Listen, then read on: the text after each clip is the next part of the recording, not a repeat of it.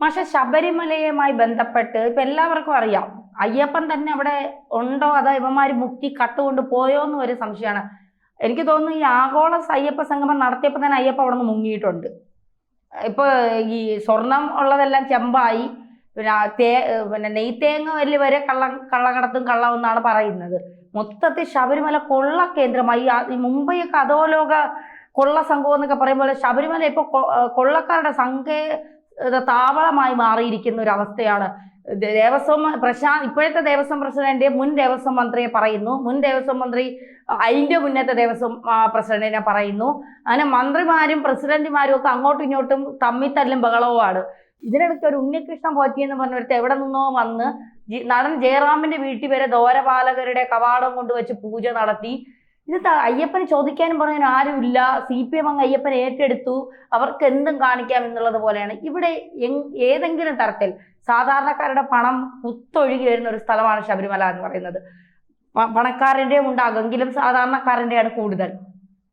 ഈ ഒരു സാഹചര്യത്തിൽ കേന്ദ്രം ഇക്കാര്യത്തെ ഏറ്റെടുക്കുക, കാരണം BJP ഇത് വലിയ പ്രശ്നം ആക്കാനുള്ള സാധ്യത കൂടുതലാണ്. ഏതെങ്കിലും തരത്തിൽ ഒരു കേന്ദ്ര അന്വേഷണത്തിന് സാധ്യതയുണ്ടോ? ഇതൊരു സാധാരണ കളവിൻ്റെ പ്രശ്നമാണല്ലോ. പണം വരുന്നിടത്തൊക്കെ കള്ളന്മാരിങ്ങനെ തുരപ്പന്മാരൊക്കെ കടന്നുകൂടുകയും അവരതൊക്കെ മോഷ്ടിച്ചുകൊണ്ടുകയും ചെയ്യും. അവർക്ക് ഇത് ക്ഷേത്രമാണോ ഇല്ലേ എന്നുള്ളതൊന്നും പ്രശ്നമല്ല. അവർക്ക് വിശ്വാസമുണ്ടോ എന്ന് ചോദിച്ചാൽ അവർക്കൊരു വിശ്വാസമില്ല എന്നാണ് നമ്മൾ മനസ്സിലാക്കി.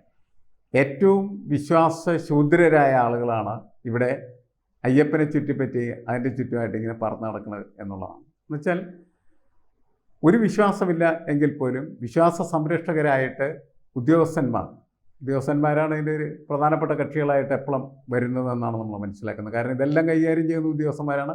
ഇപ്പോഴും ഇതൊക്കെ ഇളക്കിപ്പറിച്ചുകൊണ്ട് പോയത് ഉദ്യോഗസ്ഥന്മാർ തന്നെ.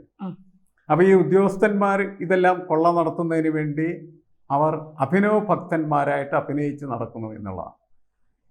ഇതിനെതിരെ എന്താണ് നിലപാടെടുക്കുക എന്ന് വെച്ചാൽ സർക്കാർ കർശനമായിട്ടുള്ള നിലപാടെടുക്കാൻ തയ്യാറാണെങ്കിൽ മാത്രമാണ് യുവന്മാരെയൊക്കെ ഇല്ലാണ്ടാക്കാനായിട്ട് പറ്റുള്ളൂ. പക്ഷെ ഭക്തി പറഞ്ഞ് ഇവരൊക്കെ എന്ത് ചെയ്യുമെന്ന് വെച്ചാൽ ഈ കളവിന് ആവശ്യമായിട്ടുള്ള എല്ലാ വഴികളും ഒരുക്കുമെന്നുള്ളതാണ്. പാവം ജയറാം പോലും അതിനകത്ത് പെട്ടുപോയി എന്നുള്ളതാണ്. അദ്ദേഹം വളരെ ഭക്തനാണ്. പക്ഷേ ഈ കട്ട സംഘങ്ങളൊക്കെ അദ്ദേഹത്തിൻ്റെ അടുത്ത് ചെല്ലുകയും അദ്ദേഹവുമായിട്ട് ഇടപെടുകയൊക്കെ ചെയ്തു. അതിൻ്റെ വാർത്തകളൊക്കെ പിന്നീട് വന്നുകൊണ്ടിരിക്കും. ഇതിൻ്റെ സത്യാവസ്ഥ എന്താണ് എന്ന് കൃത്യമായിട്ട് അറിയേണ്ടത് ആവശ്യമാണ്. അതിന് സമഗ്രമായിട്ടുള്ള അന്വേഷണം ആവശ്യമാണ്. മാത്രമല്ല ശബരിമലയിൽ കോടിക്കണക്കിന് രൂപയുടെ പണം വരുന്നത് ഇതൊക്കെ എണ്ണി തിട്ടപ്പെടുത്തുന്നത് ഒക്കെ ഇവന്മാരൊക്കെ തന്നെയാണ്. ഇവന്മാരൊക്കെ അതിനകത്തൊക്കെ പെറുക്കിക്കൊണ്ടു കഴിഞ്ഞാൽ ആരറിയാനാണ്. അതെ. അപ്പോൾ ഈ ഉദ്യോഗസ്ഥന്മാർ അതായത് ഭക്തരാണ് എന്ന് പറഞ്ഞുകൊണ്ട് ഭക്തിയുടെ ഒരു മറവിൽ ഇവർ കൊള്ള ചെയ്യുന്നു എന്നുള്ളതാണ് യാഥാർത്ഥ്യം. എന്നുവെച്ചാൽ ഭക്തിയും ഈ കൊള്ളയും ഇങ്ങനെ ഇടകലർന്നു പോകുന്ന ഒരു കാഴ്ചയാണ് നമ്മൾ കണ്ടുകൊണ്ടിരിക്കുന്നത്. സാധാരണക്കാരെ സംബന്ധിച്ചിടത്തോളം ഇതൊക്കെ വളരെ മോശമായിട്ടുള്ളതും വിശ്വസിക്കാൻ പറ്റാത്തതുമായിട്ടുള്ള കാര്യങ്ങളെ മാറുന്നു എന്നുള്ളതാണ്. കൃത്യമായ അന്വേഷണം ഇപ്പോൾ വിജിലൻസ് അന്വേഷിക്കാൻ തുടങ്ങിയിട്ടുണ്ട്. വിജിലൻസ് അന്വേഷണം തീർച്ചയായിട്ടും ഈ അന്വേഷണം ഈ വിഷയങ്ങളൊക്കെ വരുമ്പോൾ അതിനകത്ത് സത്യം കണ്ടെത്തുന്നതിനേക്കാൾ ഉപരിയായിട്ട് എല്ലാവർക്കുമുള്ള താല്പര്യം ഇതിൻ്റെ രാഷ്ട്രീയ സാധ്യതകളാണ് അന്വേഷിക്കുന്നത്. അതുകൊണ്ടാണ് ഇപ്പോൾ ആഗോള അയ്യപ്പ സംഗമം നടക്കുന്നതും അതിന് ബദലായിട്ട് മറ്റൊരു അയ്യപ്പ സംഗമം നടക്കുന്നതൊക്കെ രാഷ്ട്രീയമാണ്. അവിടെ ഭക്തിയുടെ പ്രശ്നങ്ങളല്ല യഥാർത്ഥത്തിലുള്ള. ഇവരെല്ലാവരും ഇതിനെ എങ്ങനെയാണ് പൊളിറ്റിസൈസ് ചെയ്യാനായിട്ട് കഴിയുക, രാഷ്ട്രീയവൽക്കരിക്കാനായിട്ട് കഴിയുക എന്ന് പരിശോധിച്ച് രാഷ്ട്രീയവൽക്കരണമാണ് ഇതിൻ്റെ മുഖ്യ അജണ്ടയായിട്ട് വരുന്നത്. ഇവിടെയും കളവും കൊള്ളയും ഒക്കെ നടത്തിയ ആരാണ് എന്ന് കണ്ടെത്തുന്നതിനേക്കാൾ ഉപരിയായിട്ട് അതുകൊണ്ട് എന്ത് രാഷ്ട്രീയ നേട്ടം ഉണ്ടാക്കാൻ കഴിയും എന്ന ചിന്തയാണ് പ്രമുഖരായിട്ടുള്ള രാഷ്ട്രീയ നേതാക്കളെ മുഴുവനും സ്വാധീനിച്ചിരിക്കുന്നത്.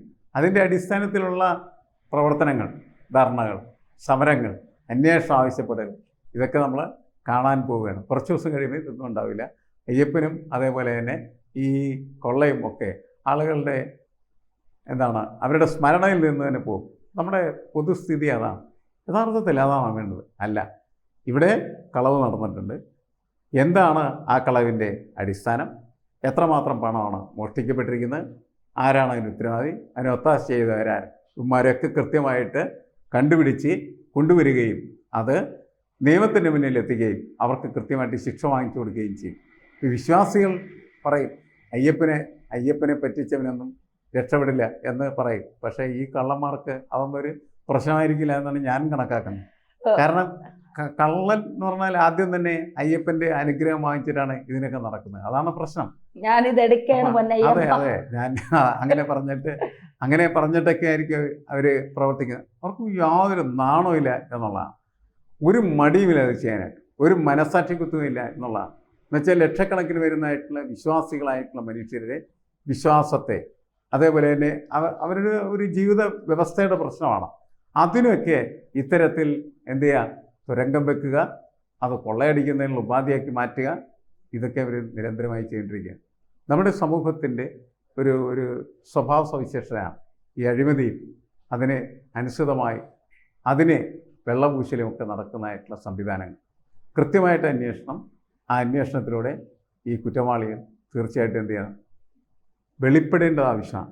നോക്കൂ, ഇത് വെളിപ്പെട്ടില്ലെന്ന് വിചാരിക്കുക, ഈ കള്ളന്മാരെ ഒന്നും കണ്ടെത്താനായിട്ട് കഴിഞ്ഞില്ലെന്ന് വിചാരിക്കുക, ഈ അയ്യപ്പ സ്വാമിയിലുള്ള വിശ്വാസം തന്നെ നഷ്ടപ്പെടുന്ന ഒരു സംഭവമായിട്ട് അത് മാറാൻ സാധ്യതയില്ല. അതൊരു വലിയ പ്രശ്നമാണ്. കാരണം എന്ന് വെച്ചാൽ അയ്യപ്പനെ കൊള്ളയടിച്ചിട്ട് ആ കൊള്ളയടിച്ചവനെ ഒരു പ്രശ്നവുമില്ല എന്ന് പറഞ്ഞാൽ അത് തീർച്ചയായിട്ടും വിശ്വാസത്തെ തന്നെ ചോദ്യം ചെയ്യുന്ന ഒരു പ്രശ്നമായിട്ട് മാറിത്തീരും. അതുകൊണ്ട് എനിക്ക് തോന്നുന്നു കൃത്യമായിട്ട് അന്വേഷണം നടന്ന് കള്ളന്മാർ പിടിക്കപ്പെടുകയും അവർ കൽത്തുറുങ്കിലടക്കപ്പെടാനുള്ള സാധ്യതകൾ കൂടുതലാണ് വിശ്വാസിയുടെ ഒരു തലത്തിൽ നിന്ന് പരിശോധിച്ച്. പക്ഷെ മാഷേ, ജയറാം പറയുന്നു എനിക്കിത് അറിയില്ലായിരുന്നു, എനിക്ക് ഇത് പക്ഷെ എനിക്കൊരു സംശയം തോന്നിയിരുന്നു, ഈ സ്വർണ്ണപ്പാളികളൊക്കെ ഇങ്ങനെ ഓൾട്ടോ കാറിലൊക്കെയാണ് കൊണ്ടുപോയത്, അപ്പം എനിക്കൊരു സംശയം തോന്നിയിരുന്നു എന്ന് പറഞ്ഞപ്പോൾ, അങ്ങനെ ഒരു സംശയം തോന്നിയ സ്ഥിതിക്ക് അത് ബന്ധപ്പെട്ടവരെ അറിയിക്കേണ്ട ഒരു ഉത്തരവാദിത്വം ഒരു നടന്റെ വീട്ടിലേക്കാണ് ശബരിമലയിലെ സ്വർണ്ണപ്പാളികളാണ് കൊണ്ടുപോകുന്നത്, വിഗ്രഹ കവാടം. അപ്പോൾ അത്തരത്തിലൊരു സംശയം തോന്നിയിരുന്നു എങ്കിൽ അത് ഗൗരവത്തോടെ അത് കണ്ട് അത് ബന്ധപ്പെട്ടവരെ അറിയിക്കേണ്ട ഒരു ചുമതല ഇല്ല, അവിടെ ഒരു വീഴ്ച സംഭവിച്ചതായി തോന്നുന്നുണ്ടോ? അല്ല, തീർച്ചയായിട്ടും അങ്ങനെ സംശയം തോന്നി പറയണമായിരുന്നല്ലോ. അതെ, അത് പറയുകയും ബന്ധപ്പെട്ടവരെ അറിയിക്കുകയും ചെയ്തിരുന്നെങ്കിൽ അപ്പം തന്നെ അത് നടപടിക്രമങ്ങളിലേക്ക് പോകുമായിരുന്നു. വെറുതെ സംശയം തോന്നിയോ അയ്യപ്പനല്ലേ എന്ന് കരുതി അദ്ദേഹം അത് വിട്ടുകളഞ്ഞു എന്നൊക്കെ പറഞ്ഞാൽ വളരെ മോശമായിട്ടുള്ള ഒരു കാര്യമായിട്ട് തന്നെ കണക്കാക്കാൻ പറ്റുള്ളൂ. സാധാരണ ഭക്തരെ സംബന്ധിച്ചിടത്തോളം അങ്ങനെ തോന്നിയാൽ, ഇതിനകത്ത് എന്തെങ്കിലും കുഴപ്പമുണ്ടെന്ന് തോന്നിയാൽ ഉടനെ തന്നെ ഒരു ആരോടെങ്കിലും ഞാൻ പറയും എന്നാണ് ഞാൻ കണക്കാക്കുന്നത്. ആരോടെങ്കിലും പറഞ്ഞിരുന്നെങ്കിൽ തീർച്ചയായിട്ടും അപ്പോൾ തന്നെ അത് അന്വേഷണത്തിലേക്ക് പോകുമായിരുന്നു. നമ്മളുടെ അമ്പലങ്ങളിലൊക്കെ പലപ്പോഴും എന്ത് ചെയ്യാറുണ്ട്, ചെറിയ ചെറിയ മോഷണങ്ങളൊക്കെ നടക്കാറുണ്ട്.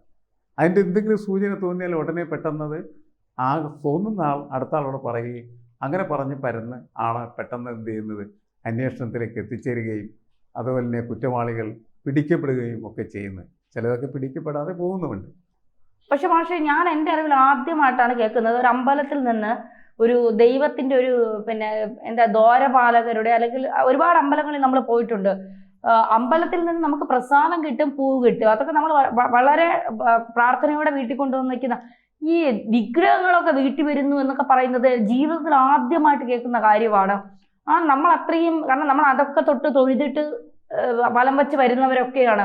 ആ തൊട്ട് തൊഴുന്ന സാധനം നമ്മളെ വീട്ടിൽ വരുന്നു എന്ന് പറയുമ്പോൾ അതിലൊരു അസ്വാഭാവികത തോന്നിയില്ല എന്ന് പറഞ്ഞാൽ അതിലെന്തോ ഒരു അല്ല, അതിൻ്റെ ദ്വാരപാല ശില്പം മാത്രമാണ്. അങ്ങനെ എടുത്തോണ്ട് പോകുന്നതിന് കുഴപ്പമില്ല. അല്ല, അങ്ങനെ ആയിരിക്കും അതിനകത്ത് കണക്കാക്കിയിരിക്കുന്നത്. അയ്യപ്പ വിഗ്രഹമായിട്ട് അതിന് ബന്ധമില്ല എന്ന നിലയ്ക്ക് കണക്കാക്കിയത് കൊണ്ടായിരിക്കാം അതങ്ങനെ പ്രശ്നമായിട്ട് അദ്ദേഹത്തിന് തോന്നായിരുന്നത് എന്ന് വേണം കരുതാൻ.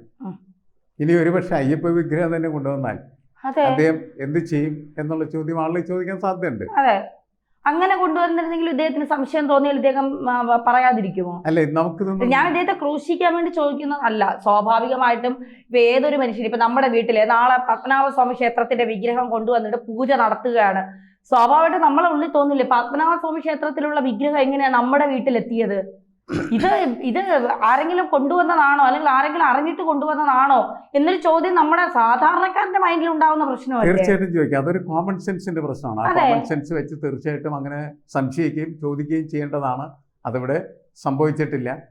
അതിൻ്റെ കാരണം ഞാൻ പറയുന്നത്, അദ്ദേഹം അത് ലഘുവായിട്ട് കാണുന്നതിൻ്റെ അടിത്തറ എന്ന് പറയുന്നത് ഇത് ദ്വാരപാലക ശില്പമല്ലേ എന്ന് അദ്ദേഹത്തിന് തോന്നിക്കാണാം എന്ന് മാത്രമേ ഉള്ളൂ.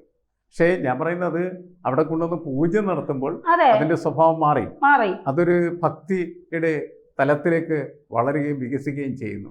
അപ്പോൾ അത് അങ്ങനെ തന്നെ കാണേണ്ടതാണ്. ആ സമയത്ത് അത് കണ്ടില്ല എന്ന് പറയുന്നത് ഇനിയിപ്പോൾ ചോദ്യം ചെയ്യലും മറ്റുമൊക്കെ വരുന്ന സമയത്ത് അതിനുള്ള ഉത്തരങ്ങൾ ചിലപ്പോൾ നമുക്ക് കിട്ടിയേക്കാം. അതെ.